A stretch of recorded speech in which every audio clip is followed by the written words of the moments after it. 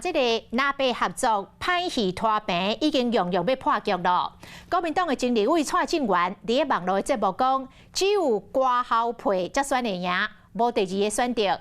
蔡正元讲，伊伫国民党拍拼时阵，侯友宜也毋是国民党的，伊甚至呛讲，这国民党若等于侯友宜，伊就退出着国民党。针对蔡正元的讲法，侯友宜是4两半千金，讲这是个人的看法，伊无要评论。从民调上来看呢，我很清楚的看得出来，柯侯配就才能选得上。对，没错，这个没有第二个选择了。前立委蔡正元上网络节目直播一开嘴就讲南北合作的重点。那下架民进党现在的情势很清楚，必须蓝白合才能够下架民进党。光柯文哲选不可能赢，对，光侯友宜选会惨败。国民党等于侯友宜吗？如果国民党等于侯友宜，我就退出国民党。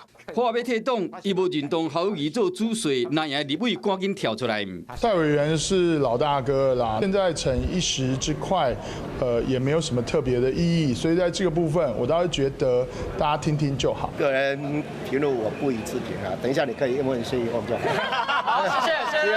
人伫中华侯友宜继续以行动证明伊参选的决心，南北合作即马无啥物进展。民众党高文哲一再咧出招，昨早起先提出3份领先的民调，下晡搁到过党的引导会谈1点钟，意思就是要甲侯友宜救阵。掌声一下好不好？来，柯文哲，柯总统哦。谢谢。来，不好意思，我们这场没有受访哦，我们这场没有安排访问，不好意思。有谈到合作吗？不好意思。来，不好意思。因为依照2004年选前的大战，赢战台湾未来上新的当选预测，郭文哲敢若排第3名，甲赖清德差8.19分点，甲侯友宜差2.32分点。